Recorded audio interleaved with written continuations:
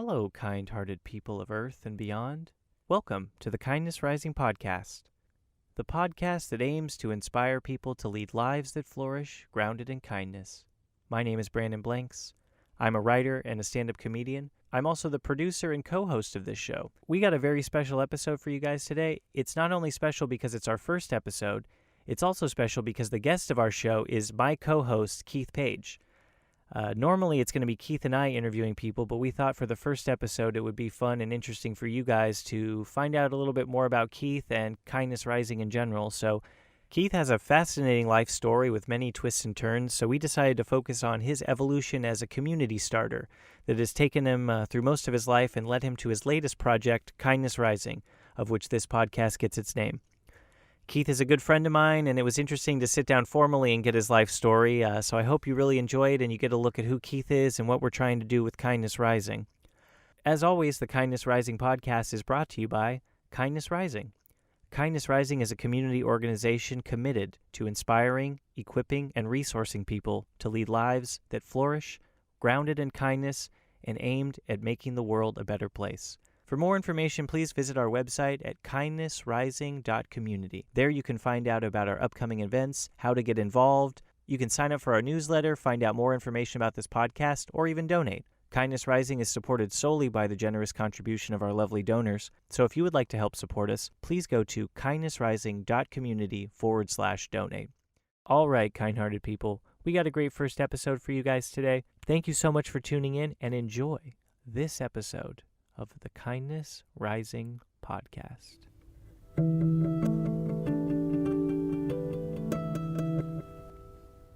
Hello, ladies and gentlemen. Welcome, welcome, welcome. This is the Kindness Rising podcast, and I'm Keith Page. And if you have found your way onto this podcast, then we hope, and I say we because I'm here also with Brandon Blanks. How you doing? Yep, and you're going to get to know Brandon and love Brandon like I do. He is just a great, great guy, and I'm so happy to have him on this amazing adventure with me and with us. This is our very first podcast. We are launching it here in the fall of 2022, and we're excited to have you on as a listener. And not only a listener, but hopefully a friend and a subscriber and a partner with us, and whatever that means for you as we start to unpack my Kindness Rising journey and how Brandon has come along, his own Kindness Rising journey, and then an invitation really to all of you that are listening so that you can, I guess most importantly, be affirmed that Kindness Rising is already in you. And maybe what we talk about and share tonight just gives you some more encouragement, but also maybe you're looking for a place to plug in, to be encouraged, to be inspired, to be motivated, to see how it could look, to find some more people, a tribe for yourself to connect with. And so we'll talk at the end of our time together on this show, how you can plug in. So what I'm going to do is let Brandon say a hello. He may have a few words of things I've already missed, and then he's going to take it away and kind of be the question asker to help guide me down the road of unpacking kind of this Kindness Rising story. How does that sound, Brandon? Sounds good. Yeah, I'll take over. Okay. Can you folks hear me out that well? It's just a podcast. The joke is that the first podcast is like it's either no one hears it or the biggest fan. So I hope you're the biggest fan that of going back and listening. Yeah. This is so we're going to be going through Keith's journey through. Keith has been involved in a lot of organizations, of which Kindness Rising is the latest one. Would you say, or maybe the Yes. most recent iteration, evolution iteration? Most recent, and I like to say at my age that it's my great final act as far as organizations. I've got a lot more things to say and do, but as far as launching another organization, my hope is Kindness Rising kind of encapsulates all the other stuff I've done and is a launching pad, not only for me, but for, our friends and family and kids and next generation, and just a cool place to for people to build and do stuff. Kind of has a legacy to it. Yeah, absolutely. That's all. Yeah. And I think it's funny, as we've started together, I've been involved for about a month full time now, I'd say, or a little longer than maybe 2 months. But it's, as you tell people about it, it's something that's such a big idea in a lot of ways, but also very simple. It's hard to pinpoint. It's like, well, it's an organization, but it's also a community. It's also, and so, yeah, this is it'll be cool to go. I like what you said about how this is kind of your last it's all the things you've learned. It's sort of like, well, this is my great work, my big opus. It does. Right? That's what it feels like. Yeah, Cool. It feels like it's all the things that I've done, and we'll get into that, have led to this, and this feels like I don't know, enough. Yeah, and cool. Well, so the way the themes I'm gonna be kind of asking Keith to focus on, because a life story, there's a lot of paths and angles to look at. So we're going to be going through all the different organizations that Keith has been a part of throughout his whole life. And the question that I asked him a second ago to think about while we're going through this is, what was the glue that held those organizations together? Keith's been part of churches or secular groups. And so if you can kind of, while we're talking about it, think about see if we can't articulate or remember what you really think is like the one or two things that really kept, America or what, Right. or just community. Yeah, an organization or a group you've been a part of, right? That's listening. Think about your own, and think about what, as I reflect on mine and Brandon maybe reflects on his, you think about yours, and what is it? What's the core concept, the guiding value, the bedrock principle, right? Have you heard of the concept of the third thing? No. It's this thing. So the idea, I forget, it's from some book. I heard John Green talk about it on one of his YouTube shows. So it's this theory that two humans or humans in general need a third thing to kind of discuss in order to interact. And so that it's like, there's got to be, like, sports are a big example of like the benefit of like, it brings people together because there's like a third thing, but it's not bigger than us. Well, it is bigger than us, but it's not us that we can kind of connect over. And is that why they call it third? Because the first is one person, the second is the other person. So between two people, third. like a married couple needs a kid, they say to them. I mean, this is depending on the value structure, but it helps to have a third thing to kind of be partnering up on. Anyway, so maybe kindness is or we'll see what brings it together. Yeah. So good. let's start at the beginning. Let's jump in, Brandon. All right. So what was the very first? Actually, I'll start here. What was the first time you felt like? Was there a time you felt like there was a community that you wanted to be a part of that you weren't allowed to? Was that the first time? Were you always able to be in every community? No, I think part of my great drive was often this feeling of not totally sort of fitting in, but not totally fitting in, and the longing or the need to belong.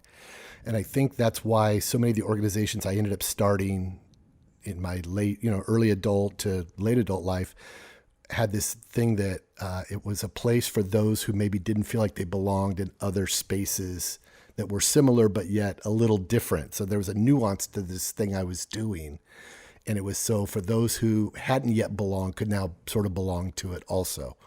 So I think that's because there was, maybe a part of me, and maybe it's more in my head, that I didn't always sort of fit in. You were part of the group, but you kind of felt like an outsider. Like, it's not they didn't let you in, but you felt a little outside of it. Maybe. Yeah. And through years of, from counseling to recovery work to everything else, there is this sense I'm finding a lot of our heads that we don't always feel like we belong. Yeah. And even if we do, we make up stories in our own mind to create outsider feeling, which then could lead to isolation. And it kind of proves its point. You're like, well, I'm a loner because I decided that, and then I stopped coming. And then, right. Now you go, look, I'm a loner. Nobody likes me. Yeah. So, no, I mean, I wasn't the most popular kid, but I wasn't a loner kid. I had friends, but they weren't the most in crowd, but they were sort of, you were middle of the road. Yeah, so yeah. You weren't like maybe the shining example of the group, but you were definitely part of the gang, right? Yep. Yeah, you never felt like you weren't like cool. Well, then, what was the very first group you were ever, maybe not a part of? What was the first one you ever had any responsibilities in? Oh, that's a good question. I think the first one that keeps coming to my mind, there maybe one was earlier. I was raised in the church, and so I always was thinking, well, maybe youth group type stuff. Like Sunday school. Sunday school as an elementary kid. I don't remember any major role, except I'll tell you this.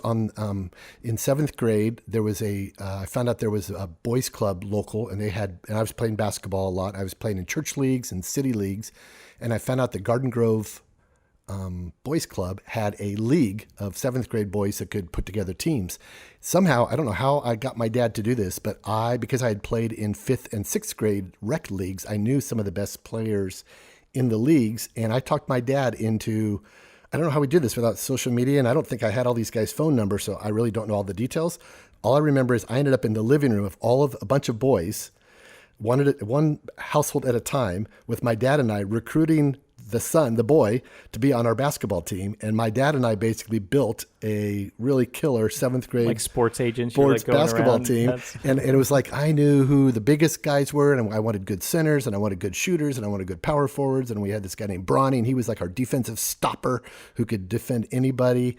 So you got the team together, and you were going to be on the team. And I was on the team too. And my dad was the coach. Man, hey. And we ended up winning this little 7th grade, Garden Grove Boys Club championship. And I just thought, wow, that was my first role of identifying good players, be it athletes, or years later, as I'm starting organizations, good players in other areas of gifting that I could bring on a team and we could have success with.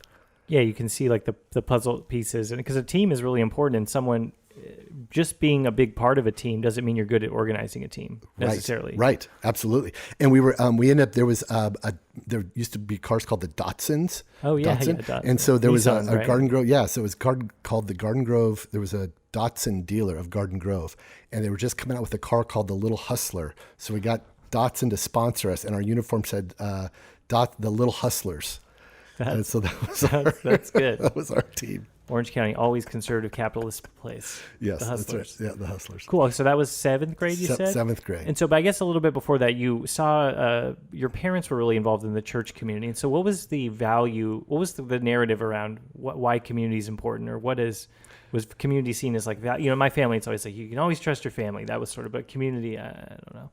Yeah, I think it was, my dad was more of a loner only child in his household. And my mom came from a family, and they were involved in the local church. And when my mom and dad started dating at age 15 or 16, my dad was really impressed by, number one, my mom's family, and going over to dinner and sitting around the table and experiencing community of a mom and dad and my mom's sister and brother. Got it. Right. And so that was community for my dad. So family. And then my grandparents on my mother's side, from early days, long before I was ever even born, when my parents were dating, were involved in their local church. So my grandfather, who's my mom's dad, Lee Whitman, was Mr. Sunday school guy. He was Mr. Real Estate. He knew people, never met a stranger, could talk to anybody, charming and kind and loving, and loved God, and had all these adult Sunday school teachers, and he organized them. And so that was my parents' value, was family and faith when they started dating. Then they have me, and at age 22, they're having their first kid, me. It was just a natural step that they would plug into a Baptist church, just like my grandma and grandpa were Baptist. Oh, so they weren't part of the same community that they grew up in, or? I think they lived in Santa Ana, and then I don't know, by the time I was born, they had found a church in Westminster. Okay. So I don't know how the change in that. So I grew up in this church that they were, getting involved with. And so all of my memories are Sunday morning, church, Sunday school and church, Sunday night, church, Wednesday night, youth group. And then Sunday afternoons, potlucks, and everybody would come together, the whole church, and they'd bring out all the food and all the desserts, and the kids would all play, and the parents would all do stuff. And more than anything, it just felt like a sense of family, like a big extended family, food, all these F's, family, food, fun, faith, Forgiveness. Forgiveness, big on that. And so that was a sort of a non-negotiable all of my childhood and teenage life. Even when my sisters come along, my mom and dad were always involved in serving, ushering, and later they started opening up our home for youth. Even before us kids were in youth group, my parents would allow the youth leader to bring the high school kids over, open up our home, use that for youth group nights. So we just, as kids, were like, oh, this is what we do as the Page family. We open up our home, we're involved in the local church, we give of ourselves, we serve, and it just made sense. It was just so ingrained. There wasn't even a question. You never fought it. You didn't even realize you could. It was right. It was just a part of, and it made our life bigger than just us.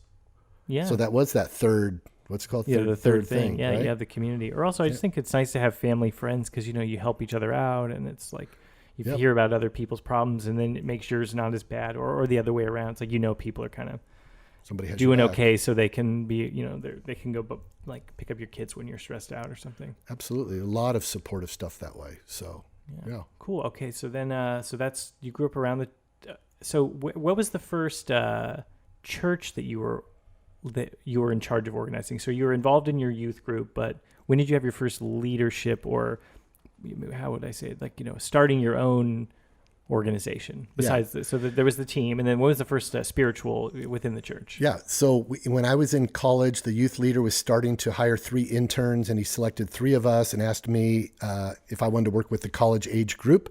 I said, absolutely. And he said, that's interesting. I thought maybe you'd want to work with junior high or high school since you're college age. You're the youngest of the 3 interns. And I said, no, I really want to work with people my own age. That just seems really cool to not be an adult talking. In my mind, it was like, I'd have to talk down at the kids if I was, this 20-year-old kid working with high school kids. I'd have to yell at them or babysit Yeah, them. you'd have to kind of wrangle them But this up. idea of being a college kid working with college kids just felt very peer, eyeball to eyeball, equal level. But what I did was right away got my mom and dad involved, roped them in. I'd always seen them involved in exercising their gifts and talents in the church. And so I said, hey, mom and dad, I'm this college intern now. Mom, you like, opening up the home, using your gifts of sort of hospitality and friendliness and warmth. And dad, you really like to help people understand the Bible, teach Bible study classes. Why don't we do something in our home? And within literally a few weeks or a few months, we had, I don't know, I don't want to exaggerate, 30, 40 easily college-age kids coming into our home in Mission Viejo. And my dad all I did was I was the MC. I would welcome, I'd say, we're so glad you're here. Who's new? And I'd just moderate, Make facilitate. people feel comfortable. Right. And then I'd say, okay, now we're going to have my dad. He's, been studying this week and he's got some things that are on his heart and he's going to share. And then afterwards I'd thank him. I'd be like, okay, Mom, what are we doing now for food? What's in the kitchen? And my mom would say a few things. And it was, and then the same thing, I would have friends that would have sort of gifts and talents, whether they're musical or they wanted to let us volunteer their cars for trips or their, ideas or thoughts or other leadership. And pretty soon it was just this way of, I just involve other people in using their gifts and talents to plug in. And where did you meet the initial? So was it an offshoot of did you have to find each person individually to join your youth group, or were they kind of already associated with the church? So our college age group was not very big because it wasn't a big Baptist church. I would say we had maybe 10 to 15 people in the college group, but we all had friends. So I worked at Miller's Outpost, which was a retail store in the mall, and everybody had side jobs and neighbors and friends from other churches. And the minute there's something good happening with food and fellowship and fun and all that, people just, they hear about it, and it's why not? They flock to it, right? I've gone to some things for food. Yeah, right. So that was my taste of what I would call ministry that I was doing beyond just watching my parents more do it or me just being involved in youth group.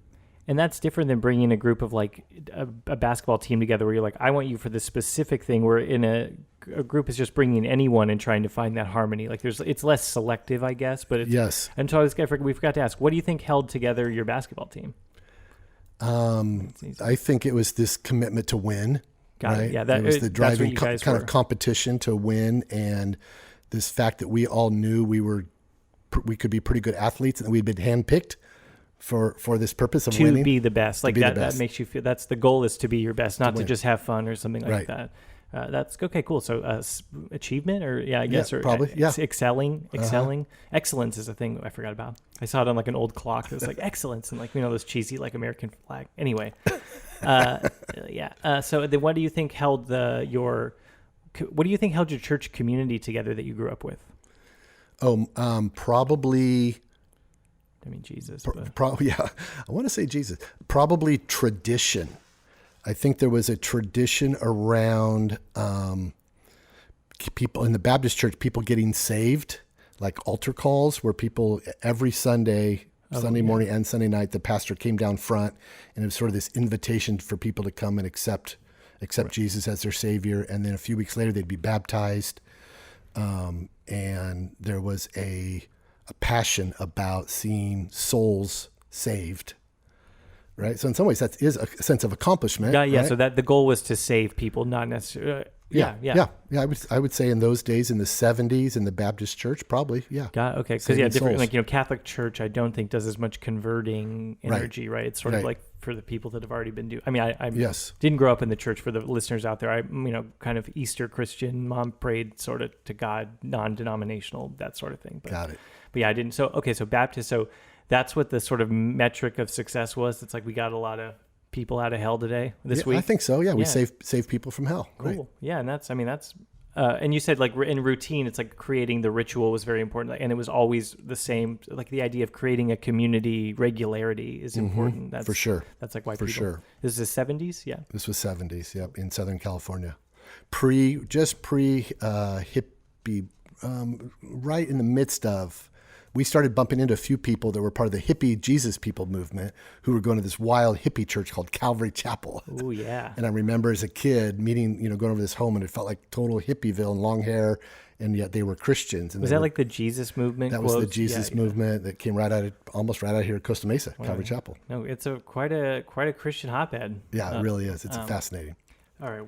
After your youth group, you did that for how long? All through the internship was for. So that was just a summer. That was a summer, and then during a part of a school year, my sophomore year of college. And then you kind of it dissolved and. Well, yeah, I had to go back to college, and then I had the opportunity to land a job at a mega church. Same kind of thing. I took some youth ministry classes, met a guy named Doug. He was the youth pastor at a mega church in Newport Beach. And he took a liking to me, offered me an internship with 5 others. So it was 6 of us doing an internship. Youth group was 200 kids. Wow. And I got to see a real mega church in action where every Sunday, this was like 1987, about 8,000 adults were coming to this church. We had 3 services on Sunday morning, I think. Wow. And just packing in people. 8,000. Which was massive in the 80s. It was, No, and we weren't a denomination. It was like this total new style, non-denominational church where the pastor really said, I don't talk to Christians. I don't talk to non-Christians. I talk to people. And that was sort of his tagline. Got it. And then they didn't advertise a lot other than word of mouth. He said, people bring people. And it was a really fascinating phenomenon. A lot of ex-Catholics, a lot of denominational people finding that their church was less relevant. And there was a movement in the 80s where these mega churches were starting to be called what was called seeker sensitive. They were starting to speak more the common language and more relevant, less suits, a little bit more casual, a little bit more upbeat music, some of those things, more common language. To kind of bridge the gap between people that they're not to be preaching to the choir. Right. That's and not to reach the reached, but to reach the unreached, reach the seekers that were maybe believers, but not connected to any, spiritual church. Well, like maybe Orange County has a lot of transplants, so maybe people that had a church when they moved from Ohio, True. but now they need a place. So it's kind of just general Christian-y, like kind of, I'm not going to church. Yeah. That's Right. good. And so how big was that? How long? So this was Mariners Church? So this was called South Coast Community Church. South Coast Community Church. Ultimately, years later, it and Mariners would merge. Got it. But this was before that. Mariners was down the street. Okay, so I did that for a year and a half, and then when I graduated, they offered me a full-time job and paid me enough to where I thought, well, I could survive full-time, like an out of college, first job out of college, Right, yeah. and it was exciting, and I did that and began to sense like, whoa, this is really fun. It's exciting because it wasn't just Keith, the overly spiritual guy, trying to be this overly religious, spiritual person to 20 kids in a youth group and be their youth leader. It was Keith recruiting, training, equipping 40 to 50 adult volunteers who then all helped us by helping out with the Sunday morning program, our camps, our trips, our small groups.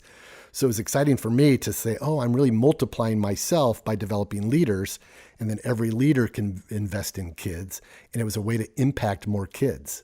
So you found the first time you could delegate well with like a huge group and really, I mean, like you said, multiply yourself. It's like For sure. You got 50 times more work done than you could on that. Absolutely. And it was really fun to watch these. We had adults of all ages, but especially people in their 20s and 30s looking for meaning and purpose beyond their Orange County job and their Orange County hobby or paycheck, and for them to give a couple hours on a Sunday plus a few hours during the week, maybe a weekend every quarter for a camp or a retreat freely, just to volunteer that as a way to give back into the lives of young teenagers was really amazing.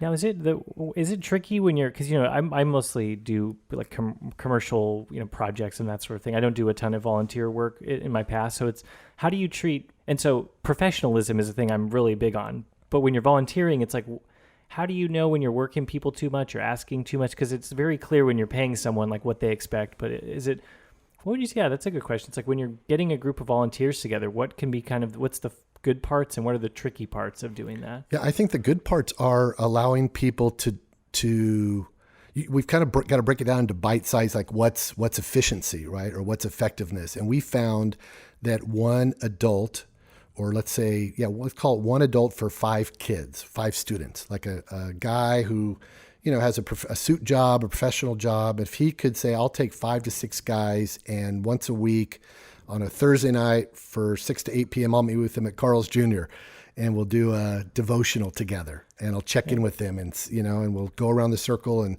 each high school guy will talk about what's going on in his life, and we'll all listen. And then, the boys are gonna be poking each other and not listening. And it's his job to kind of say, hey, listen, you guys, like in a fun way, almost like a big brother thing, right? Yeah. Like a group getting into a discussion. Say, hey, we're Brian is sharing right now. You guys listen, you want Brian to listen when you share, right? And it's just like teaching him, manners and right? group dynamics and listening. And so it was that, and then he would have them share about maybe a prayer request they had or a need they had, and he'd teach them to, hey, let's just take them in and pray for each other, and just a simple sentence prayer. Hey, cool. Or what's one thing you're thankful for? Almost like what parents sometimes do, but also some parents don't do, is going around the dinner table. What are you thankful for today? God, it gives you that platform, or sometimes it's like just awkward because your parents don't do that thing. It's easier to have someone else do it sometimes because it's not like this weird. You're just like, all right, this guy's he's a cool guy, right? He's doing it, and he plays guitar in the band. It's totally, cool. Yeah, exactly. So we thought, okay, an adult can do that, and then adult is probably going to go to church anyway on Sunday morning. So if they come early for 2 hours and go to the, instead of going to the 10 a.m. service, they can come into the youth group that meets at 10, and then they can hit the 11:30 service. We would test that, and the adults were like, yeah, I could do that. So just adding a little bit to what they're already coming anyway. So you don't ask them to come on a whole nother day. You're just like, hey, why don't you come an hour earlier? So they're given a Thursday night and and then they're already coming on Sunday morning. And so when we did our whole recruiting, we would let them know. We'd say, hey, we need adults to lead small groups, and here's the commitment. We need adults just to come on Sunday, even if you can't lead a small group, and just do this. We need adults to, come and help do this camp surf. We would take 200 kids down to the beach down, what was it called? I forget. It's down south of San Diego, Imperial Beach. That's what it was. And it was called Camp Surf. We'd take 200 kids, and we'd have to have a whole cooking team and pack in food and adult leaders. And some adults would just come and just do that one thing every year. So they were like event staff. They weren't so much the relational stuff. Flipping burgers, making pancakes. The reserves almost. Totally. Yeah. Okay, cool. And so, in the same way we talk about it being better to give than to receive, a lot of these adults will tell you that some of the greatest time in their life was starting with a group of 6 freshman boys, right? And then walking them through that freshman year, and then enjoying it so much, saying, I'm going to do it the sophomore year, junior year, and senior year. And we could pick up the phone now. I could start calling, and I could probably call 30, 40 or more adults that walked through at least 4 years, like all the high school, with a handful of kids. Now, are they kids that they knew? Did you pair it? We would pair them up often by school or geography, because the kids knew each other. So the kids knew each other, and it made them more likely to want to hang out, and it made it easier to all get together because they all lived in the same place, area, same Carl's Jr., like you said. Right, yeah. And so, and the adults, and some of the times the kids were squirrely, and sometimes like, oh my God, this leader's going to kill this kid because the kid's, behavior issue, whatever. But man, the idea of just perseverance and long suffering and hanging in there and trying to love a kid unconditionally. And now, I mean, I'm watching kids on Facebook, kids from my youth group that I remember when they were freshmen turning 50. That's great. And I'm seeing them celebrating with their other 50-year-old friends and their kids from the youth group. Whoa. Still together. Still together. Now, I'm not saying it's because of the youth group. I mean, they were already at Corona Del Mar High School together, let's say, and maybe they would have been together.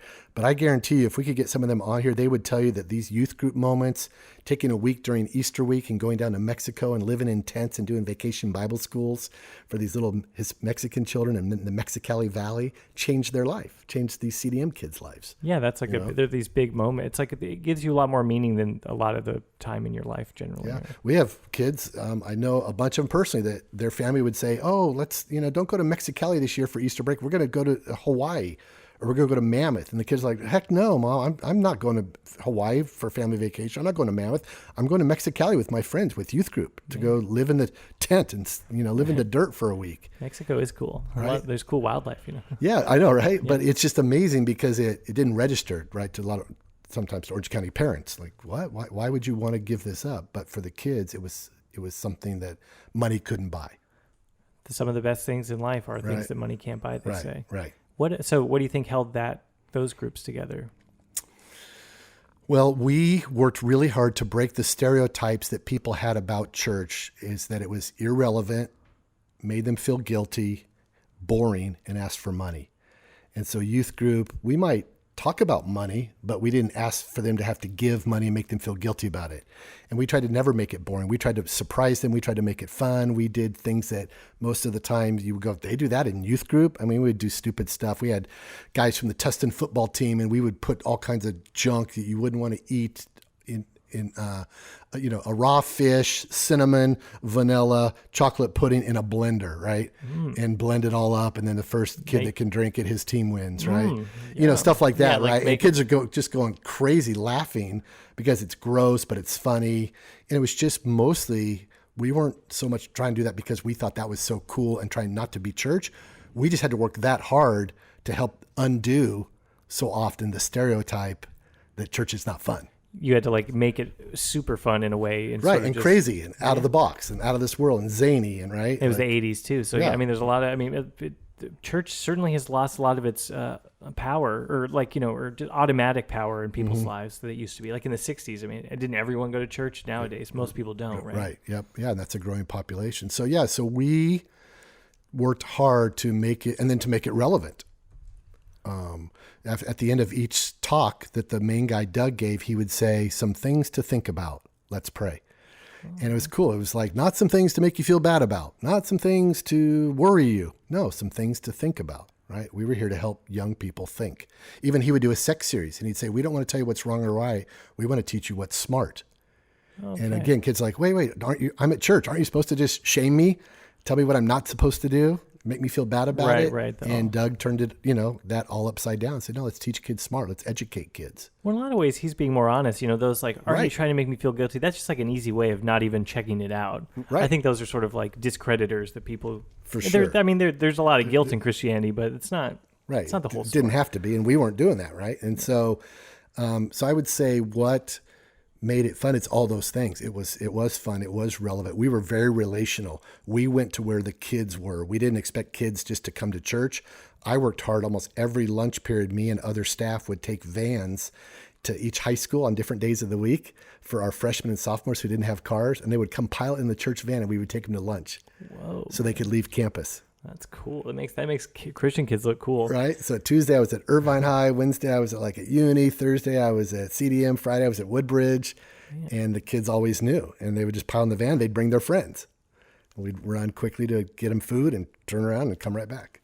Man, so it was about spreading a new idea of church kind of and making it not and by having to make it not boring, it was fun. It was fun. Like it wasn't, you right. weren't, that's And cool. I think we were pretty, I say we were real and authentic, and we tried to teach kids something lasting.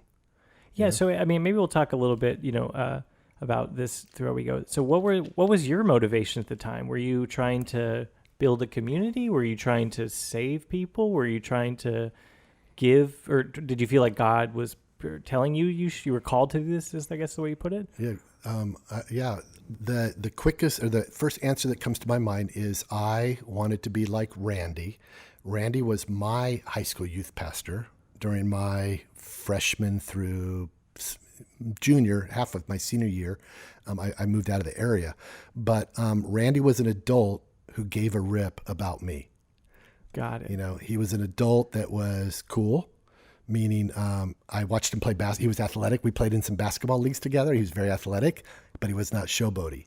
He was humble, and he smiled. He was competitive, but not really competitive. Like, he didn't really care if we won or lost, which as a 17-year-old bugged me, right? Because I really was like, Randy, play harder. We're supposed to win. But he still played hard. But he still played hard enough, right? Yeah. And I could tell, and he was very talented, but it was never about that.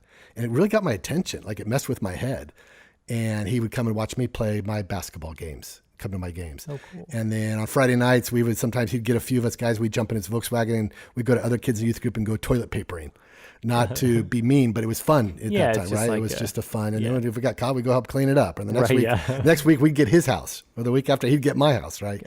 Early mornings one day a week. We would often have an early morning, maybe Bible study. He would go to the donut store and have donuts waiting for us. And it was before school, just to kind of inspire us before we started our day that day at school. And I just thought, man, he was an adult who seemed like he had found a way to live a meaningful life. And I thought I could find some meaning in my life being an adult in the lives of kids as well. And then when I discovered, with Randy though, it was just, we had a small youth group, maybe 20 kids. So it was enough for him. He could almost do it all. We had just a few adults. Right. But when I started to see a mega church model, it really, in a wonderful way, challenged me to think, how do you impact 200 kids? And that's when I saw, it's like the law of multiplication. You look at investing your life into leaders, right? Like leadership development. And if you invest in leaders, then those leaders invest in the kids the way right? They're almost like And so during that time in those 80s, when I stumbled into that, it really began to help wire me towards things larger, and the idea of multiplication, leadership development, training and equipping, and working ourselves out of jobs, teaching others to do our job, not out of fear that there wouldn't be a job for us, but trusting there would always be more work to do. And the idea of getting someone else to take our job meant we were training and equipping well. Got it. Right. It's supposed to be a system that like changes and has new people kind of come. And to be honest, that's, if we follow the model of Jesus, he talked about making disciples. And they said the true test of a disciple was a disciple could make disciples who made disciples. So a disciple, you didn't know if somebody really was a good disciple until like 2 or 3 generations, so to speak, later, until they had reproduced themselves into someone who could reproduce themselves into someone. Got it. Like right? Like vampires. Vampires. That's right. No. Be a good vampire. Yeah. Right? I mean, well, yeah, that's and it's, and unfortunately MLM sort of takes that model. MLM, what's that? Multi-level marketing. Oh, yeah. Right. Yeah. And says, you go get 4 friends and you get 4 friends. And, That's Jesus did it. Right. For those of you listening, this is a multi-level marketing podcast. Yeah, Kindness Rising is a new MLM coming soon to a neighborhood near you. They call it network marketing now. That's the fun one. Yes, right. So just anyone out there who wants to not get bored at someone's house for an evening of infused water. Anyway, so you're at the mega church that was called South Coast Community, and then from there it merged. This leadership went through transitions. I won't go into all those details now. If people were there, they know what all went down. That's not important. A lot of leadership stuff, and my job got terminated because the position got cut because of budgets. Mariners heard about me. They were down the road. They were only about 1,200, but they were growing. A lot of it was transfer growth because people were leaving quickly out the back doors of South Coast, and I ended up at Mariners. The youth group was maybe 50 or 60 kids, and I got to watch and be a part of the growth of that as not the full high school pastor, but like the director, who I reported to the number 1 guy who was the high school pastor. Okay. His name was Spencer. You're like a VP. Yes, I was VP of high school ministry. Yeah. Okay, cool. And it was great. It was a great experience. And Spencer understood the value of working himself out of a job. And within a year or 2, he was moving on to adult ministry and handing the baton over to me to be the high school pastor. And then pretty soon handing the baton for me to be the youth pastor, overseeing the junior high pastor, overseeing high school ministry myself as high school, and then overseeing the college pastor. And so so did you preach or?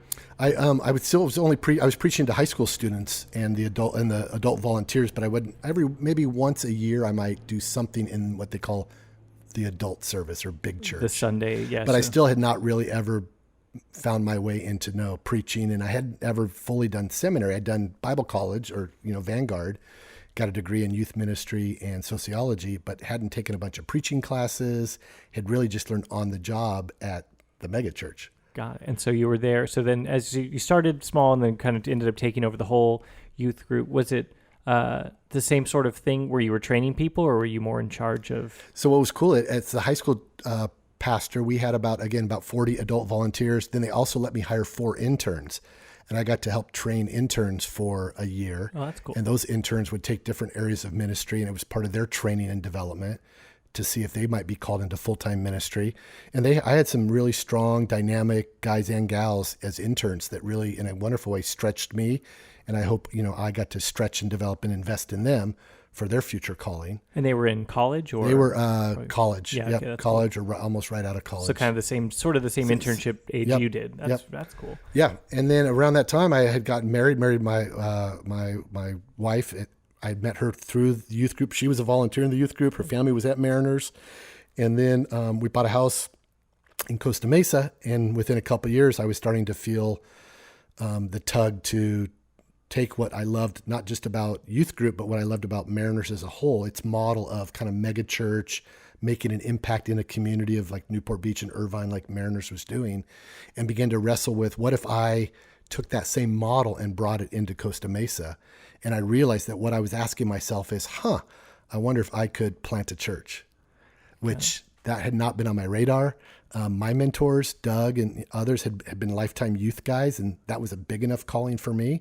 But I couldn't escape that when I would drive through Costa Mesa, there would be this tug on my heart for people. Because there wasn't like a central church in the way that Mariners was for Newport in Costa Mesa? No, and up in North Costa Mesa and older was Calvary Chapel. Calvary Chapel, but not. But by then, those people had grown, Calvary Chapel had been already maybe 30, 40 years old. So those people were all growing up and older. Got it. There was a new blood church. Yeah, there was a church. Now it's called the Crossing. It was called Newport Mesa, Calvary Church, Newport Mesa. And it was doing good things. But I just believed Costa Mesa was 100,000 people. Right. And we would reach from some Huntington. Was the Cross the one that was off the 55? It yes. looked like the Big Onion or whatever? Yeah, they weren't there yet then. They had a little property in Eastside Costa Mesa. Okay. And then a few years after Rock Harbor launched, they were able to buy that land and cross over Newport Boulevard. And that's how I got the name The Crossing. The Crossing. Also the cross, yeah. You might have, Jesus was on a cross at one point in his career. Right, that's true. We're going to cut that. Okay, cool. So then, maybe that's the most important part of his career. His calling. It's some would argue. That's right? what most people want me to agree in order to get into the club. That's right. So when you said plant a church, for those of people who don't know what that means, that literally means, and for me finally realizing it now, it's like that means starting a church completely from scratch. Like not even coming in to revamp. This isn't Kitchen Nightmares. You're not coming in and starting. Correct. You're starting from literally. I have nothing but my own hopes and dreams, pocket full of dreams. Yep. And they warned me. It was cool. Kenton, the senior pastor at Mariners, said, you'll be going without a parachute, which means if it doesn't work, you crash land. He was a real gentle guy. That's he just told it straight. He wanted me to know that, I had a really good, some ways we call it a cush job at Mariners. I mean, it was a great job. I was liked there. I could have done that a long time being the youth pastor. But there wasn't like a sense like this could all go under if you guys, there's no like, it's already a machine that's sort of working. You just had to make it better. Yes. Yeah. It's the youth pastor job. Yeah. You just keep loving on kids. And I knew the model and I had been trained well and had great resources and, But being the center of a whole thing is very 10,000 times more responsibility. Yeah. And I found out later his dad had actually tried to plant a church or had taken over a church. Kenton's dad. Back years ago in Costa Mesa. Oh, wow. And he just talked about how hard it was. He talked about, it's not fertile ground. It's hard ground, man. You're going to toil and sweat and die in Costa Mesa if you do that. Like he literally saw me once we had announced Costa Mesa, Mr. Beach or Doc. They call him Doc. He goes, what are you thinking? You're going to die in Costa Mesa. So people were not, or you had some support, but it was there a lot of people that thought you were crazy or? It would be fun to take a survey, Yeah. I'm sure some of my closest people in my life thought I was crazy. My dad, bless his heart, was like, well, what if it doesn't work? Mr. In some ways supportive, but he was a realist. Right. Yeah. And I get that. I didn't sweat that as much. It goes back to, I think, just how I'm wired as a starter. And I just believed in doing it well enough that if it were to work and I could do it as an authentic outpouring of just me and this team, that it would be good enough and big enough for whoever it was meant to be.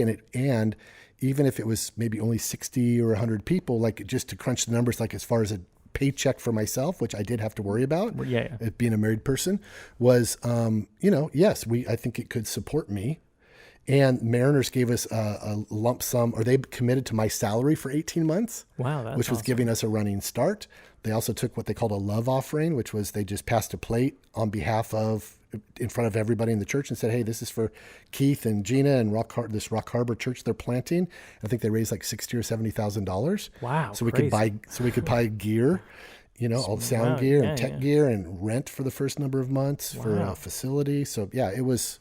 So you did have support, but then, people are always, like you said, the realists. Or at least they're asking the question, what happens if you fail? Because if the answer is, I'm going to have to kill myself, then you should maybe not try. But if the answer is, well, we'll try. I'll figure it out. Yeah, it's like if you find out that the worst thing is just you fail and it didn't work, Yeah, and I tell people, man, don't take it lightly and don't do it unless you know you can't not do it.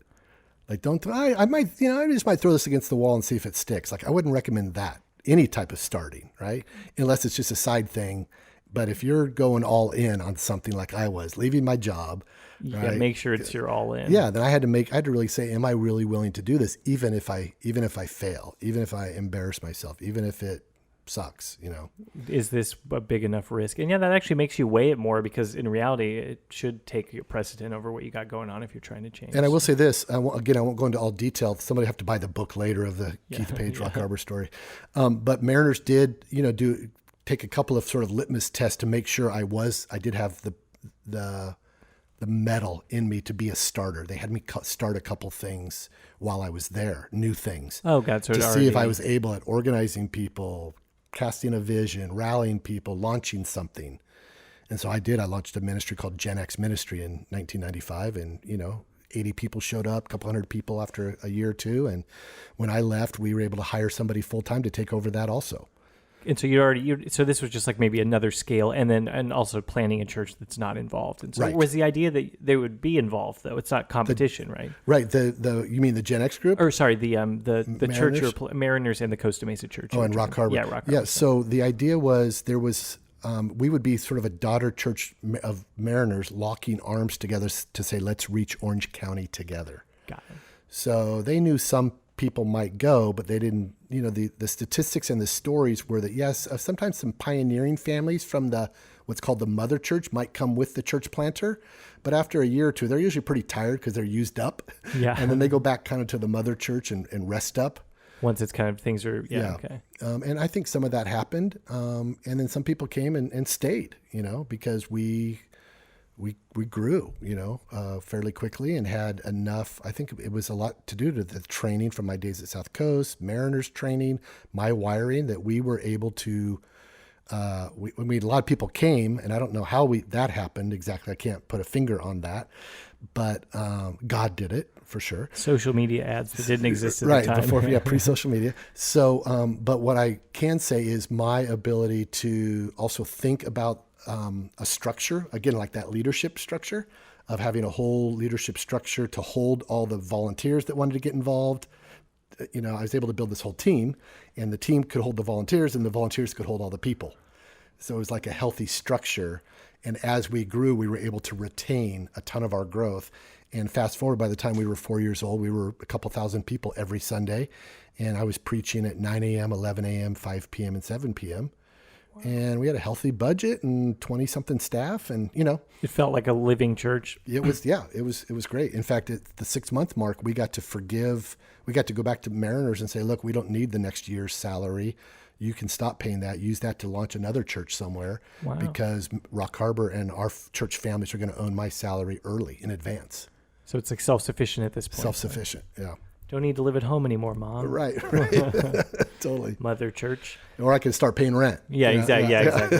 That's more realistic in California, where you might be listening, where it's $9,000 for a half of one bedroom now. It's not that bad. All right, cool. So then you were at Mariners, or you were at Rock Harbor for 4 years. So that you took that from literally nothing to a 4,000 person church in 4 years. Yep. Great team. Yes, I did it, but it was, not right. You. I single-handedly planted this church. I did church. this. Look at me, it's the mouse and the elephant walking across the bridge, and the mouse turns to the elephant and said, damn, look what we did. Right. The elephant winks like, yeah, sure. I'm the mouse. It was our team, man, that was the elephant. It was amazing. Well, that's like a good metaphor for planting a church. You're not building a church, because you could build a church on your own, but a tree, there's some sort of like letting it grow naturally that I think groups have to, Yeah. All right. Yeah. So then, so what was the next organization you were a part of? So I, that I started? Or not that, or I guess, you ended up leaving Rock Harbor 2001, fall of 2001. When it was still going, you didn't leave because it didn't dissolve. It's still a huge It was going church. strong. I just had to go through my own growth curve, and anybody that knows me knows that story. We'll deal with it some podcast. So you found yourself leaving your role, and were you finding other groups, other churches that you went to, or? There wasn't. I didn't find a church that I could really plug into or that I wanted to plug into, and I just needed some season of not plugging in. But I started to find, I think through my own season of kind of personal growth, I was jumping into counseling and self-help groups and 12-step communities, and I was starting to attract, in some ways people would say the misfits. And I was like, oh, maybe I'll start Rock Bottom. And I did start a nonprofit called Rock Bottom, but I didn't really start a full-blown community that we were going to meet every week. I just did some self-help groups, but they weren't big promotional. It was more underground. And it was just that event, that one group. It wasn't to be it wasn't to be a thing, right? And it was a nice season. It was a nice season. My girls were, growing up. My marriage was being, kind of birthed in some good ways. And so that was from 01 to, 07, 8, 9, 10. Yeah. I mean, for, probably a decade. Okay. I started a little thing. It didn't last long, but we called it Pancake Church. Hey. And we were meeting some other families that weren't going to church on Sundays, but people were missing the fellowship aspect. And it was in the fellowship aspect that we said, well, what if we made pancakes together and call it Pancake Church? And then we tell a Bible story to kind of the kids, but let the adults listen in also. And I don't know, in a few weeks we had like 40 or 50 people come over our home again. And, we were sort of like, oh my God, what have we done? Right. Did it feel like you were doing the old thing? Well, yeah, because then we couldn't miss. Like we sort of had to be there. But everybody else could come and go. So everybody else could come and go as they went. But when you're the person leading it every week, you kind of have to be there. And all of a sudden it's like, oh shit, we got to do this again. Yeah. As someone who hosts a weekly open mic. Right. It's, the show must go on, as they say. Right. So, so Pancake Church, it wasn't really something I started and built. That was kind of that. P3? Oh yeah. So P3 was that was one of what we call, it was like a men's purity group. Oh God. And that was sort of through Rock Bottom. It was just a group of guys, and we discovered that, men need to have safe places to talk about being men and all of the opportunities and challenges and obstacles, and where's a place to be honest and not feel judged. There's a men's group. Kind of a men's group. Men about being menness. Yeah. And how do we find a place where there's honesty, but lots of grace, and men can just get better.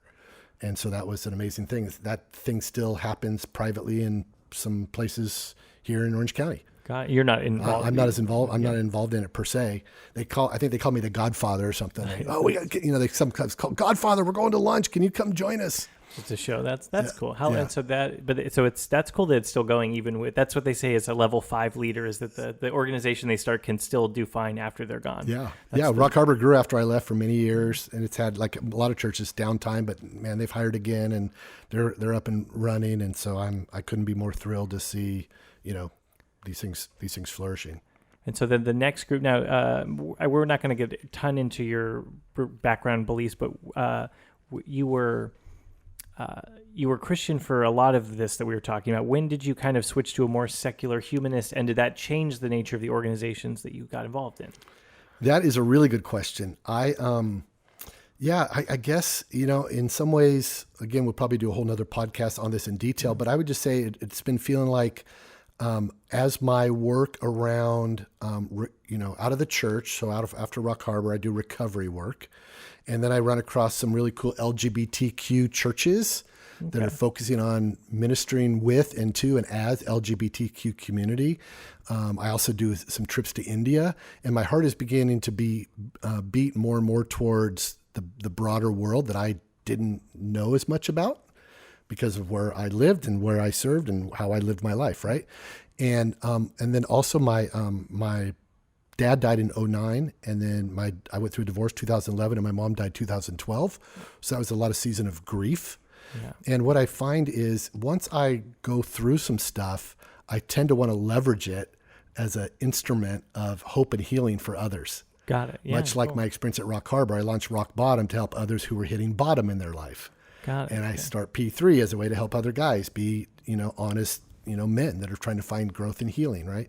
And so I go through this grief stuff, and then a friend of mine named Ty had been a funeral celebrant, and he said, Keith, it's for families that don't have a priest, a rabbi, a minister in their lives, but they are doing funeral. They need somebody, the family wants someone to do the funeral. They might want it to still be spiritual, but it's less about a dogma or a sermon, and it's more about interviewing the family and then telling their loved one's story. And I was like, that's amazing. So around 2014, I start doing that. And that grows. And by, I don't know, within a few years, I was up doing about 50 a year. So how did you do that, with a company, or just do that kind of word of mouth? So I went through a training, and in that training, I met a guy who was one of 4 owners of O'Connor Mortuary. His name's Jeff Turner, down in Aliso in Laguna Hills. Okay. He knew of me in my previous life as a Rock Harbor pastor. And he's like, wait, are you Keith Page from Rock Harbor? I go, yeah. He goes, my kids go to your church or your old church. Great. He's like, so are you available to do, be a celebrant? I said, I sure am. Yeah, he's like, why don't you come do it for us at O'Connor? And so you just do it like when the family comes with the body, or yes, serve cat. What do you call? We don't even know all the words to say, right? When you the casket, buy a funeral. I mean, it's funny. My grandfather was a funeral director, but I guess what I'm asking is, are you included in the funeral package? Is that what it can be? Right. So they have almost like, I forget what it's called, but it's not their sales team, but it's their staff, their care staff, right? When a family walks into the mortuary, and they begin to ask, what did you talk with your mother about the type of service she wanted? Got it. And they start to say, well, not a church, but we, and then O'Connor would say, well, we have a fellowship, we have a gathering space here, right? It's our chapel or whatever. And so our auditorium. And so the family say, yeah, we want to use the auditorium. Then the people might say, well, was your mom involved in a church? Oh, no, mom didn't really go to church, and they said, well, well, we sort of do, and the family might hem and haw, and they say, well, we don't know if we want really a pastor or not, right? Just because of their own beliefs. So then the care staff person says, oh, well, we have what's called a celebrant. They're an expert at leading a ceremony. Many of them maybe are past clergy people, but they are more into tribute stories now and not theology or dogma or sermons. And it's about the person, not about where they're in. Because like I've been to Catholic funerals where it's like he's with Jesus now, and that's mostly what we're still a church, folks. Right, it's like right. It's not about the person as much. Right, absolutely. And so I think I went and watched Ty do 1 or 2, and then I also watched him interview a family. And I just thought, I think this could be really cool. And I started to do it, and the more I did it, the more I would sit with families, and let's be honest. If the family's super Catholic or super Christian or very Jewish and they're very involved in their faith, and they probably have a religious person to help them with that service, right? Yeah. Right. But it's when they didn't that I would get hired, and when I would go and meet with the family, they would talk all about this amazing person, and oftentimes they wouldn't say whether the person was Christian or Catholic.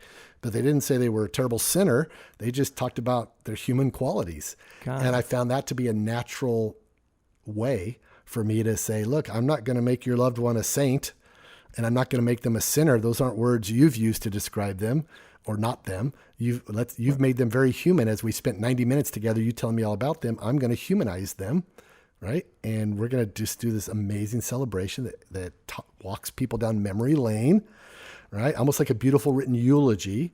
And if I'm sitting with the family and the family's laughing through some of these fun stories they're telling me about their mom and the funny stuff she did, I'm catching that and I'm writing down those funny stories. Then I'm going to tell those funny stories and we're going to laugh together. How long is each service usually that you do? The service I do, when you add all of it, because there's a video often, there's people that get up after I do the eulogy, and it's probably an hour to an hour and a half. Or so your eulogy that you write is about it could be 15 to 30 minutes, depending on the backstory. That's a lot of writing as a performer. That's a lot to have to write in a week or two. Yeah, it is. It is. So did you find, when you were a pastor, did you do funeral work where people would come to you after they died? Were you that guy?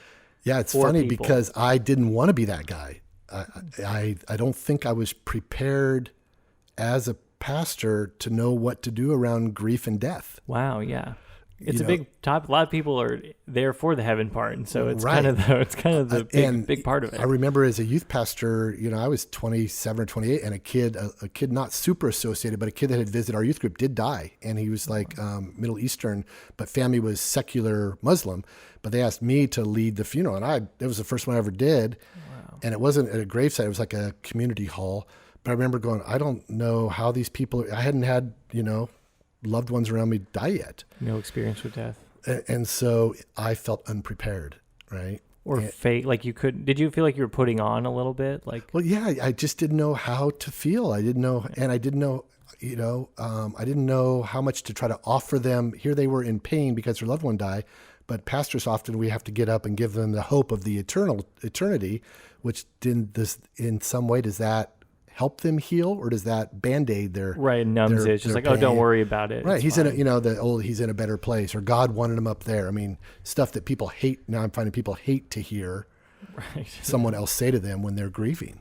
Yeah. The Lord just needed them more, right? I mean, it's crazy how insensitive any of us can be to others, especially in a time of loss and grief. Not because we mean to be, but because we don't know what to say, how to show up. Yeah, we just Right. kind of, I think that's the truth. It's like a friend of mine we're talking about. It's like some people don't have like there's no context. And so people behave, they just say weird stuff because they like think they're supposed to say it. It just makes Right. people behave strangely. Yep.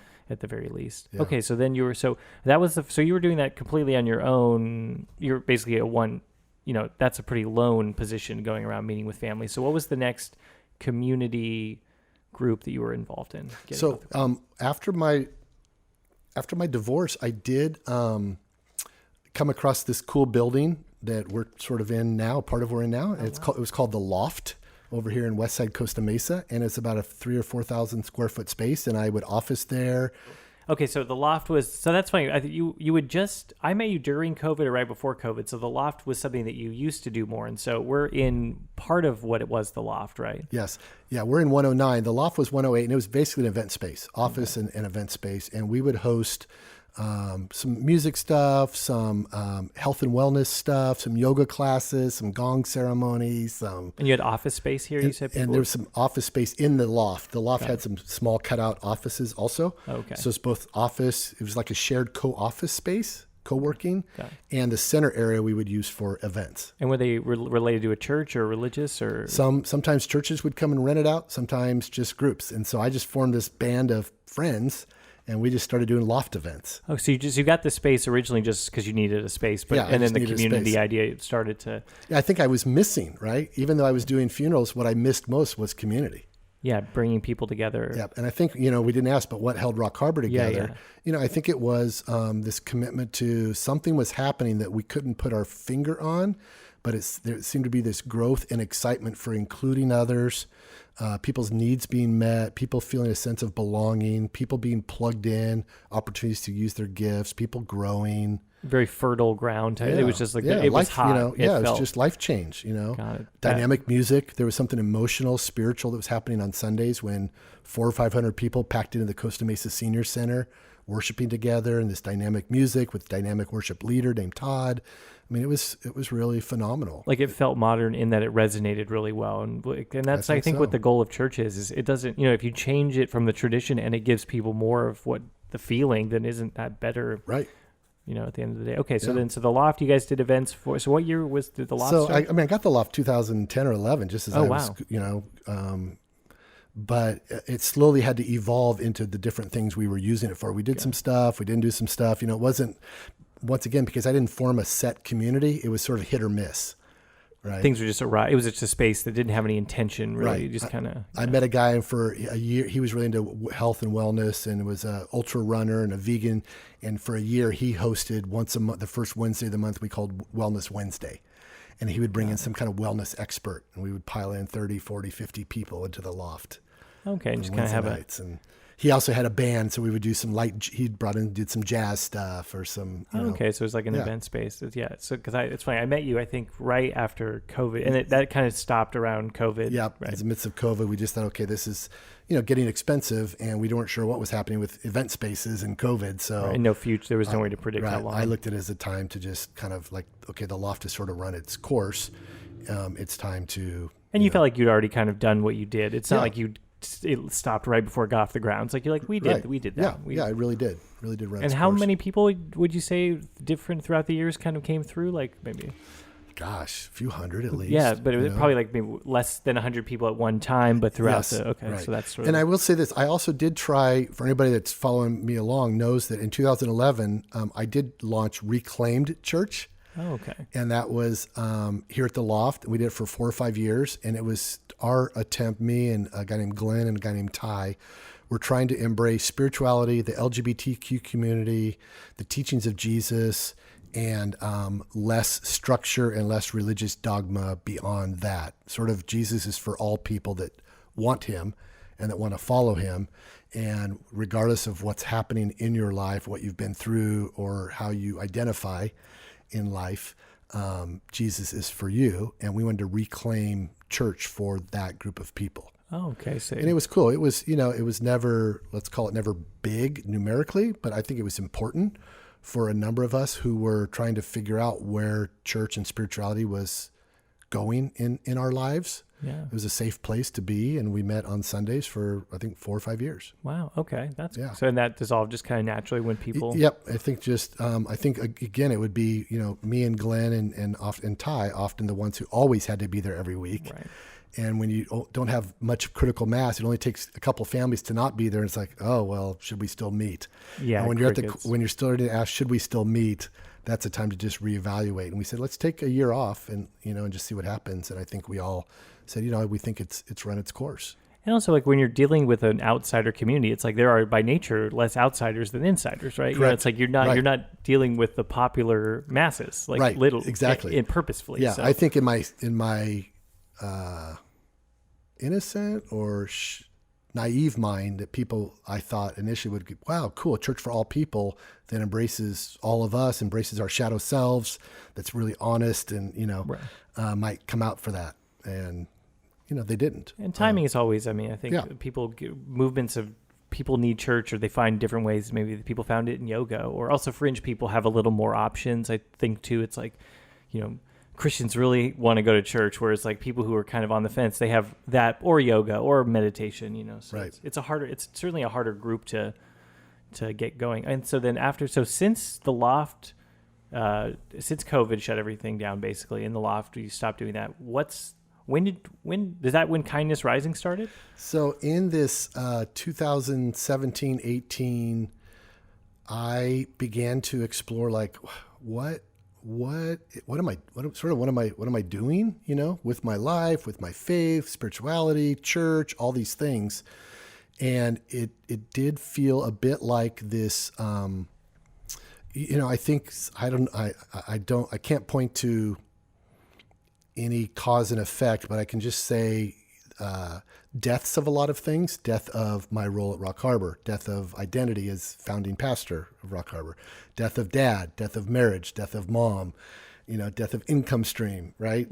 Just things, these fundamental things being gone, and you're still here. Right. And then being stripped of those created some wonderful reflection about, well, what else is there and what still gives me meaning?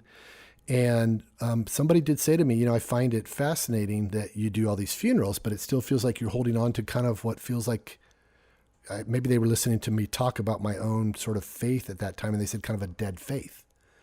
And he said, have you ever thought about like doing a funeral for your faith? Oh. And that really got me thinking. That guy's name's Bart. We'll probably have him on the podcast sometime, Bart Campolo. And, but he had probably done some of that in his own life, in his own way. He has his own journey. People can check him out if they want. Bart Campolo, his podcast is called Humanize Me. But anyways, it just got me thinking, and it began to open me up to, I'll just say lots of conversations, lots of books, lots of resources, lots of podcasts. Again, maybe we can do a whole podcast on that journey. Yeah, but I started reading books by atheists, by agnostics, by people that were deconstructing their faith, people that had written workbooks called Leaving the Fold for people that were leaving cults. So it wasn't like this big moment where you're like, I got to get the hell out of here. It was just sort of like when he said that resonated with the feeling you kind of hadn't articulated. Like you've been trying to keep like in a romantic relationship where someone's like, hey, are you and your wife doing okay? And you're like, actually, you're right. We aren't. Right. So it's like your spirituality it wasn't like this big moment. It just sort of had faded out and you didn't even realize it was kind of dead. Did you have a funeral for your? I sort of did. Yeah, I sort of did. And, what I did was I realized I was exhausted from, in some ways, feeling like I was dragging an old time religion, an old set of at least beliefs, not values. I want to distinguish between beliefs and values in a minute, but maybe an old set of beliefs. I was still sort of dragging them around, and I just chose to release them and see how that felt. Fully, not try and keep them around and revamp them, not apologize for it, not feel embarrassed, not feel sad. Felt sad. Feel whatever I'm going to feel, but not manufacture like guilt or shame. Right, like let it be a clean experiment on like how does this actually make me feel if I leave and it? What's the fruit? How does it reveal? What does it reveal in my life? What does it develop in my life? And And I think along the way, it mostly was, so then I thought, well, I wonder if am I still me? Am I still, do I still value the same values? And when I realized the values I had always held from way back, early youth ministry days, 25, 30 years ago, was the idea of how important it was to belong to ourselves and belong to each other. So that was a key word, belong.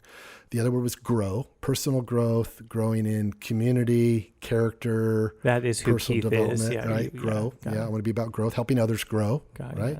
Serving, right? The fact that we all have gifts and talents, and it's good to serve. It's good to volunteer. It's good to give of our time and treasure, and, be involved in the planet, be involved in service to, people in need. And then whatever you want to call it, awe or wonder, or the great X factor mystery. Yeah, the great unknown. And I was like, I guess I would have said, oh, wow, Christianity or church involvement and Jesus, whatever all those words are, help you belong better, grow better, serve better, and have more awe and mystery.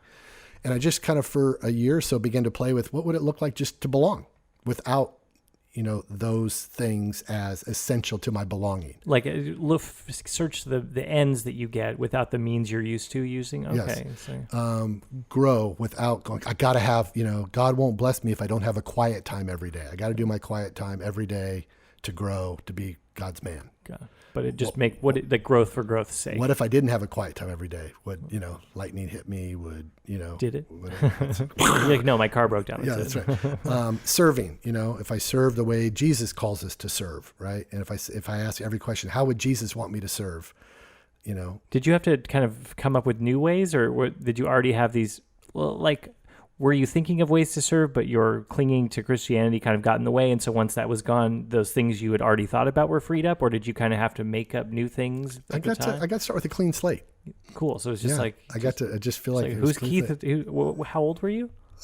This was like 2017 or 18. Okay, so 35. Just kidding. Yeah, exactly. 22. We're both 22. Early, if that was 5 years ago, I'm 50. Early 50s. Okay, so that's a big time to start asking you, who am I now? That's the real question, because you're sort of similar, but what's still sticking around? And so I realized, I'm still Keith.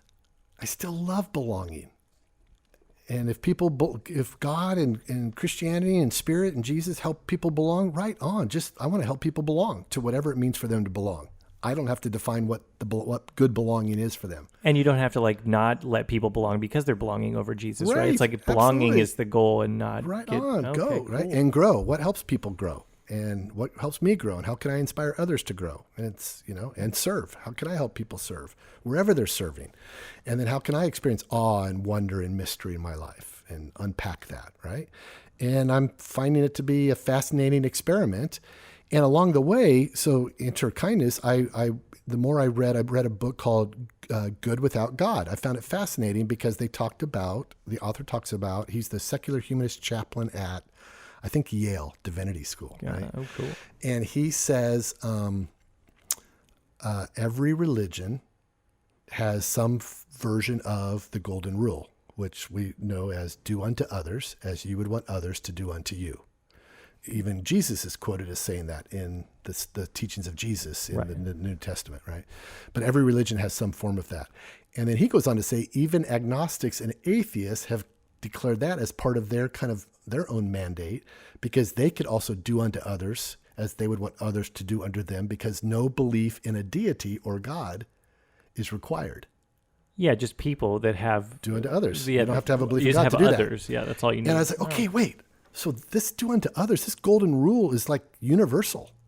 Right. It's like Christians don't own that concept. Right. Okay. And so I thought, well, what's a word that sums up the golden rule for me? It doesn't have to sum up the golden rule for everybody, but for me, if I want to live the golden rule, and I was like, kindness. That's the way that you want to treat people that's the treat and be treated word for you. Kind. To treat people kindly. The way I want to be treated. And without expecting things in return. Yeah. So that was that's sort of the core, that was what was holding your way of collecting all these different things without the Christianity, without the Jesus behind it. The belong, grow, serve. Yeah. Yes. So I started saying, wow, I can, if I'm really want to live a life of kindness, grounded in kindness that still helps people belong, grow, serve, and experience awe and mystery. How do I do that? Okay. I'm like, well, do good at funerals, love people doing funerals and find the people we meet at Moon Goat and, do things. But I began to think, wow, those things can still, like kindness can have its way in belonging and in growth and in serving and in awe and mystery. And what if I've had this nonprofit, organization for years and years called Global Sticky Network. And what if I just rebrand and rewrite kind of the heart of it and repurpose the whole thing and relaunch as this, this opportunity for me to try to inspire, model kindness in my own life, right? And then inspire and equip and give tools and resources for other people to have kindness in their life. And to Christians, say, right on, I want to try to out-kind other Christians. Yeah, Christians. And to non-Christians, say, I don't really care if people are Christian or not Christian. I care most that people are kind. Got it. That's right? the aim, I guess. Okay, yeah. So kindness is that's sort of where we're at, right? We're here starting. I guess we can talk about what we're doing with the thing, but maybe we'll save that for the end when we tell people to get involved. But and I would say this. And then as I'm reading all this, someone says, "Oh, the Dalai Lama is quoted as kindness is my religion." I'm like, "Oh, yeah." Okay, that's so cool. You found out about that after. That was yes. God. That wasn't right. I was like, oh yeah, the Dalai Lama's onto me now. Yeah, he's an old. I just sent you a email or emailed you an article the other day from Keanu Reeves, right? And he's just quoting a bunch of the Dalai Lama and Ram Dass, and it's filled with kindness. And I'm going, this isn't new. It's old, but I just need to make it mine. And need to give people permission who maybe are in a church or maybe aren't in a church or maybe are in between churches, but they are looking for a community and some experiences that are helping them. And if I want to live a meaningful life, me doing that for other people feels like a great act of kindness, helping people belong, helping people grow, helping people serve, right? And then helping people experience awe and mystery and wonder. So that's the idea, is kindness, making more things kind through kindness. Yeah. Through a kind means, no, be kind if people are late. And so, I guess then what is, so it's funny you mentioned Ram Dass, because loving kindness is a big part of Eastern, it's a type of prayer in Tibetan Buddhism. And so kind is sort of I think we use the word nice and kind very synonymously in America. And I don't think that that's accurate. I think you gave a talk about, can you distinguish the difference between like nice and kind? Because I refer to myself as kind and not nice. I mean, I'm also polite and things like that, but nice people kind of have to be kind nice people have to be nice. Yeah, nice can be nice can be a little bit of people pleasing. Mm-hmm. It can be a tiny bit of a mask, and it can be we haven't had the crap beat out of us enough yet to be to be pissed, because I think you're nice so that you don't show that you're pissed. And then life beats us up. Then we're pissed and angry. And then I think as we evolve and grow, not that I am, I am so far from the person I want to be, but I think I hope I've grown more kind because I've also been beat up through just life, through aging and dumb stuff I've done or dumb stuff other people have done, or just, the journey of life. But I think I started out probably nice or charming, people pleasing, people skills. Yeah, right? It can be manipulative, or it can be not manipulative. It's survival. It's just a way to get by. Get stuff. And kindness for me comes out of being hammered. Being like wasted. No, different kind of hammered. Life. Being, what was I used? Beating you down. I used the analogy of the tender. Oh, meat tenderizer. Yeah, tenderizer. That we have to be, we have to be tenderized, right? And life tenderizes us so that we can become tenderhearted. And I think tenderhearted is part of, the compassionate part of kindness. So do you think empathy is a big part of kindness? I think it is. I think empathy is, at least allows us to feel the feelings, but then there's courage involved, because courage then says act on it. Yeah, you have to, to be kind is to be courageous, because you don't know. That's the thing. You can be kind and not be people pleasing. I think that's a different for sure. Because nice, I think that you're always sort of trying to be to not get people as mad at you or something. Feels like I'm walking on eggshells when I'm nice. Yes, yeah. There's a right when I'm kind.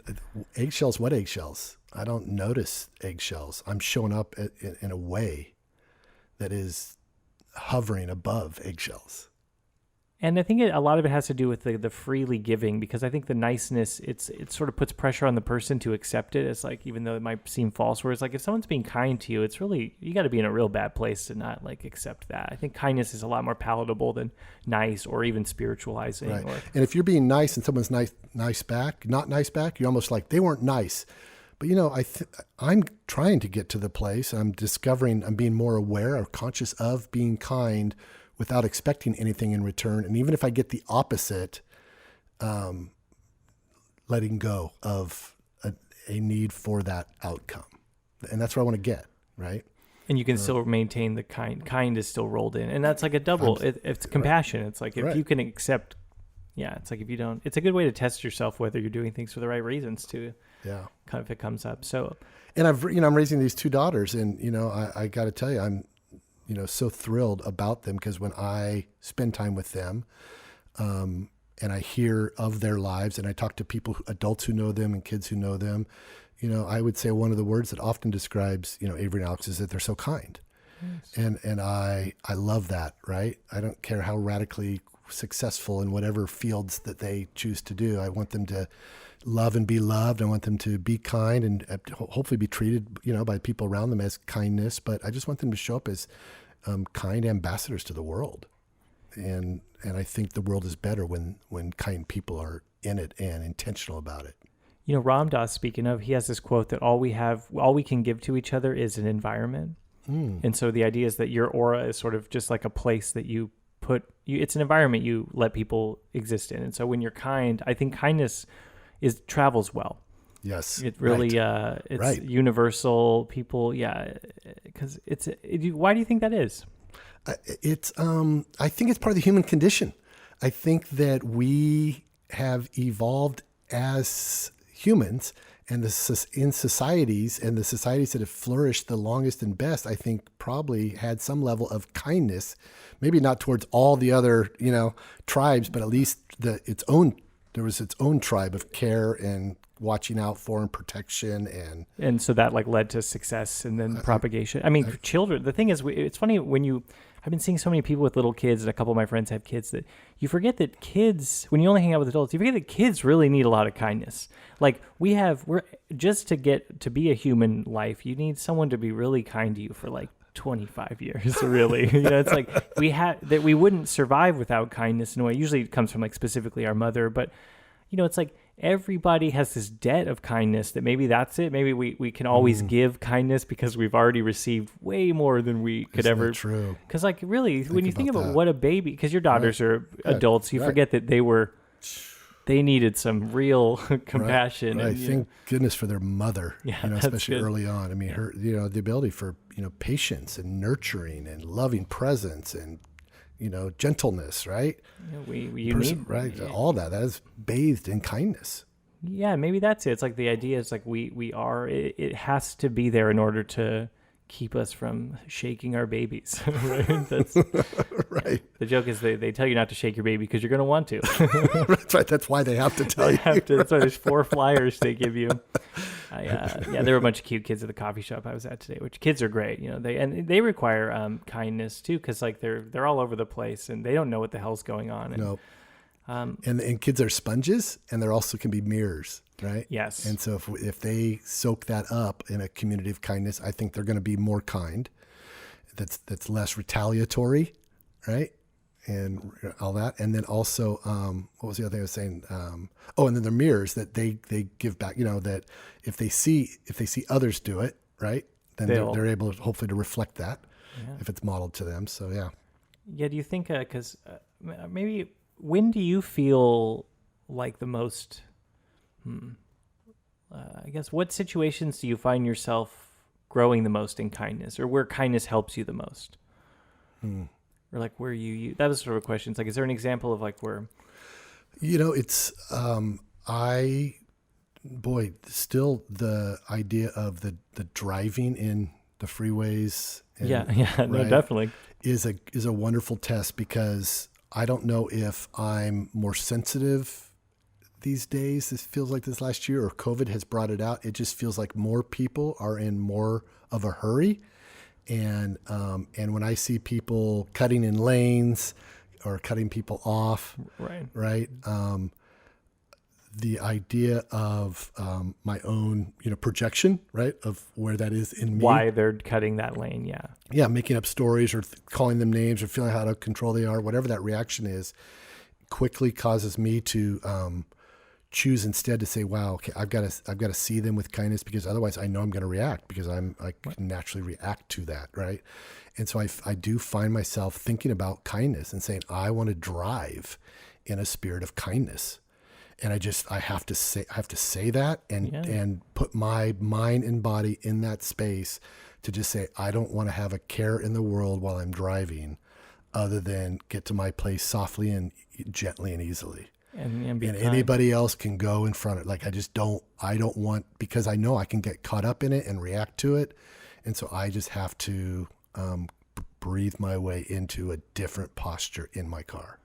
And so that's fine. Kindness is less reactive. It's more of, it's like a slow brain. If you're like fast brain, slow brain, that term. So kindness requires a little bit of, non-react. I mean, some people react kindly, like, you see someone walking in the street or an old lady or something. Right. But yeah, it does. I think it puts you in a place that's not reactive, or it just makes you, more compassion and kindness are really synonymous in my mind, right? Because that's the idea. It's like you said, you make up the story. You go, that guy's cutting me off because he's a jerk that doesn't care about how late I am. But in reality, you're like, that guy's probably really having a bad day. Right. And just that I don't know, right? Yeah, I don't know. And then I think also being around all this death and dying, I average about one celebration of life a week. I average about 50 to 60 a year. Wow. I'm also now a hospice chaplain. Wow. And so being around death, dying, loss, grief is a beautiful gift to myself, to be able to be around these families. I would say they let me come around them and let me serve them. Definitely, yeah. And by letting me do that, they are teachers to me, and they're reminders of how precious life is, what a gift it is, how important it is to love the people in our life, be present with them, and how quickly life can change and life ends, right? That we all have timelines called death in our lives. And it keeps it on my radar, front and center and present with me. And that invites me into a response of, well, I can either worry and fear and try to control all of my destiny, which I know is powerless. I can't really do, impossible.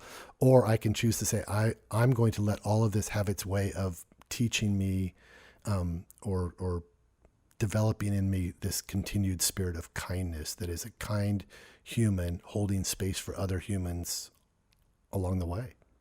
That's the cultivating kindness sort of. Right.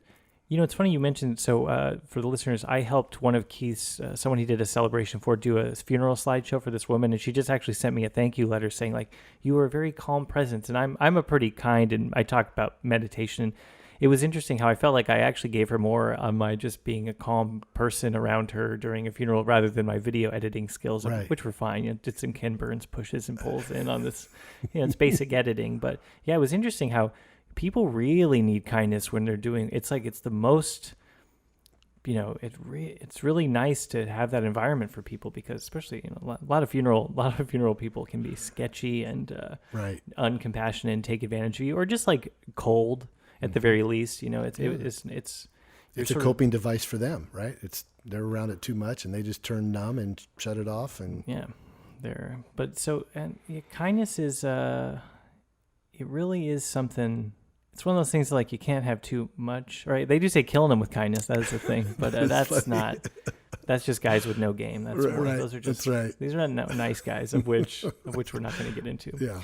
So let me think of where to maybe take it from here. So we've talked about Kindness Rising, and I'll kind of maybe start talking about my involvement. You are bringing me in to do the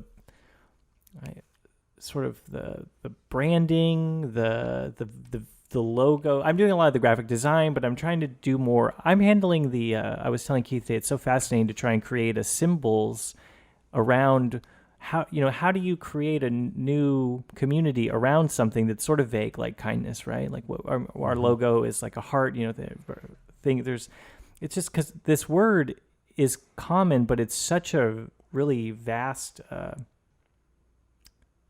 emotion that it's hard to pinpoint exactly how to express it. And so what do you see? What is your vision for Kindness Rising as a for the next year? Maybe see it's like how. Yeah, I see us being a lot of even though this podcast is not in real life. I mean, it is. I mean, we're recording it in real life, but people are listening at other times and other places. I see us beginning to offer some in real life. I think kindness really does want to penetrate, best and most in real life. Yeah. And, starting this month and moving on into the future, we're going to have a slew of events and things on the calendar to give people tastes and opportunities to learn kindness, experience some kindness, model kindness, grow in kindness, right? And we're not, I guess we're trying to be a little more open, right? It's not like we have you were saying want to do a curriculum around kindness, but we're trying to just see how can we fold things into kindness, because we do stuff with death and trying to see all the things that already have kindness baked in or can be added, right? We want to take stuff that we are doing and put it into the kind of on a kindness template, right? Of like your meditation. Right. Yeah. Right? Which I'll be doing a meditation class that's mostly mindfulness and loving kindness meditation. So we're calling it kindfulness meditation. Which is a great pun for a comedian like myself. But yeah, and so that I guess so. The focus is bringing awareness to kindness as this thing that we can get around, and that is important and is a human. Like justice. It's one of the virtues, I guess. Kindness a virtue? In the Book of Virtues, I saw it at work the other day. I should know that. Yeah, is kindness a virtue? That. Yeah. We'll cut that out. Yeah, that's right. We'll edit in Keith's answer on it, yeah. It's kind, but that's, I think it's important, especially because there's so, I don't want to sound like all the people who hate people on the news, but there's so little kindness in the world, and that might just be at the extremes, but I think kindness is very important for a culture that's trying to mesh, for anything trying to find harmony. I think kindness really helps, right? Very, very much so. And so that's what a lot of, I've had some experience in the Christian church, and they have there's a kindishness to the Christians are very, I find them relatively trustworthy among people. And so there's sort of it is something that you can point towards in a group and know that because other people are kind of pointing towards that like you're probably not going to get ripped off by some Christian. Like, they might feel a little more judged by them than your dumbass friends from high school. But generally I find that, so maybe growing a community of people that focus on kindness is that the idea of like letting people in the way that you've realized kindness has this magic and you're trying to cultivate it in your daily life? Is that part of the organization, just spreading kindness? Yeah, it definitely is. As a concept? Yeah, like you mentioned the curriculum, I don't have a formula down the road. It'd be fun to have some ideas that give people, conversations. But in the meantime, it's just taking the things I do, like a death cafe, which is the recognition that we're all finite and we're all going to one day die. And I host that once a month. And I think it's just in recognizing that we're all finite and that we will one day die, reminds us to say, well, then how do I want to live? And when you start to ask the question, how do I want to live, knowing that I'm finite, often what I find is kindness comes up. Got it. Right. So right. And then I do a thing, Grief Cafe, once a month. We're going to offer that. Well, the Grief Cafe is all about losses and how do we deal with endings? And people that are in grief are struggling with where do I find the meaning of life? How do I get through this? What's next? What's next? And when it's all stripped away, what matters most? And one of the words they're coming up with a lot is kindness, right? We want to do more serving projects. I love my city. I want everybody to love their city like I love my city. And so we want to encourage people to find some projects in their local cities. We're coming up, this fall will be the holiday time. And for Thanksgiving and Christmas and, the harvest time, and saying, how do we get involved in some serving projects? And doing that and exercising that serving muscle, I think feels good. And it's a way to demonstrate kindness. And I think it helps us become more that way the more we practice it. So the actual acts will be acts of kindness, random acts of kindness, or maybe non-random, strategically planned acts of kindness. Some of those are fine too, right? But yeah, and I think that's a really great, giving people permission to be kind is another thing too, that is, giving them a platform or a space to do that is really even this podcast, we're going to offer it once a week. You and I are committed to being in here in the studio every week and releasing another podcast every week. And we want to interview all kinds of people, from movers and shakers and moms and dads and people from all different walks of life, and get them to tell their story, what's important to them. And somewhere in there, I'm always going to ask them too about, hey, tell me about your definition of kindness. What does it mean to you? So It's sort of it's more of an exploratory rather than you found this one thing and it's like, we know what kindness is, and here it is. It's like, what is kindness? Let's all try and figure out. Let's all like mine the mountain. Because I was saying kindness is such a big, deep word. It's like it means a lot of different things. And so it's getting curious together. Yeah, I like right? that. It's not a dogma, right? We're not here dogma giving top down, right? You and I are, we've been using the analogy curators, right? Yeah. We want to be curators of people's gifts and talents and unearthing them, right? Bottom up. And as we do that, we get to then showcase people with gifts and talents and passions and interests. And along that way, we also get to intersect, because we know that somewhere in them is kindness, and we get to bring that up too and kind of make that front and center as part of the conversation. To have them focus on it, Right, and get them thinking about it, and then hopefully involving them into this slowly growing organic tribe of people from church, non-church, secular, all walks of life, all ages, all economic. Any trust fund kids out there right? that would like to fund us? That's right. Yeah, we'll gladly receive donations, right? And we're gonna give. Well, yeah, the donations are just to run the. Yeah, do you want to talk a little bit about maybe the plan for if anyone wants to give out there? You can find our website. Yeah, I mean, it's so cool. Our website now, by the time you're hearing this, it will have just gone live. It's kindnessrising.com and also kindnessrising.community. Yeah.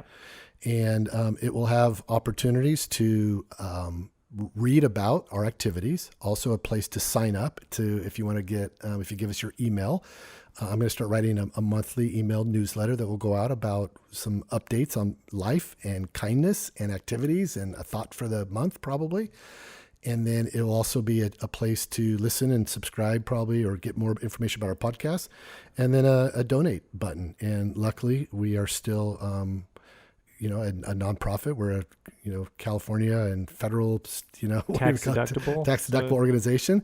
And if people want to give to support that for things like this show, for service projects, to help make my life and our lives happen, we would welcome that. Yeah, please, anything, or getting involved. We also talk about how if you have a space that you want to lend to our thing, or if you have an idea for an event, that's a great place. We're trying to get as many people in the fold. Yeah, definitely there's room. We would rather have 100 really fired up, or 10 really fired up, people than 1,000, just listeners only, right? But we're convinced that anybody who's leaning in a little bit and is interested in and resonating with what we're saying, that there's probably a reason for that. And we probably are a place and a people for you to intersect with. And you can reach out. You can find me and or Kindness Rising on social media stuff. Send me a message. We're going to also start at the end of the month. Each month, we're going to offer a welcome dessert as like a meet and greet for people to be in person, face to face, share ideas, get acquainted, network, and then talk about the upcoming month. So our goal is involvement. Yeah, and if you're listening to this podcast and we're located in North Orange County, but if you're somewhere else and you'd like to get your own Kindness Rising events, don't think that it's just a local thing. We'd love to get some sister programs. That's the goal is, Yep. We think kindness travels well, and if we can empower and support and network and help catapult something that you want to do into your community, do Kindness Rising, we want to do that. Got it. All right, I'm trying to think. Is there any last minute stuff we should wrap up? I just want to say thank you, Brandon, for being willing to partner with me on this podcast and partner with me in Kindness Rising. We've got some other people. We won't announce their names just yet, but in an upcoming podcast, we'll start to announce some of the other people that are joining us in Kindness Rising, the organization, as well as upcoming guests for future podcasts once we get some of them lined up. But for now, we'll let it just be the Keith and Brandon experiment. Yeah, while others give us permission to use their names, online and legally. Right. But thank you, Brandon, for doing this, for interviewing me today, and I look forward to what happens with us. I know the people this is going to be the first episode for no matter how far it grows, whether it's going to be really, as I joked, I think before we recorded, they want to find out how their overlords in the future got started. Right. Now they know. Now they know. Well, thanks for listening, you guys. It's funny. We should probably have some sort of like stay kind or some sort of. Right. We need a send off I that we know. could do. But for now, I think we're just saying, just maybe a sincere. We really want you involved. So find us on kindnessrising.com, kindnessrise.community, either one, and on social media, depending. Usually Kindness Rising, but kindness_rising. It'll be in the show notes. All of our stuff is on our website. There you So go. much better than my word vomit right now. All right. All right. To my friends and family that are listening, I sure love you, and I'm so thankful for all of your support all these years. And to future friends, we can't wait to meet you and do something cool and kind together. Cool. And yeah, Keith, thanks for having me involved. It's been a real pleasure. So You're welcome, dude. all right, man. All right. And we'll talk to you next time.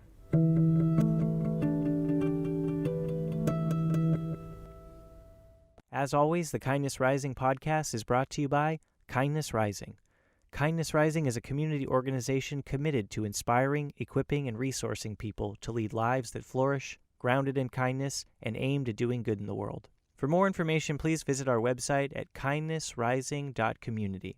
There you can find out about our upcoming events, how to get involved. You can sign up for our newsletter, find out more information about this podcast, or even donate. Kindness Rising is supported solely by the generous contribution of our lovely donors. So if you would like to help support us, please go to kindnessrising.community/donate.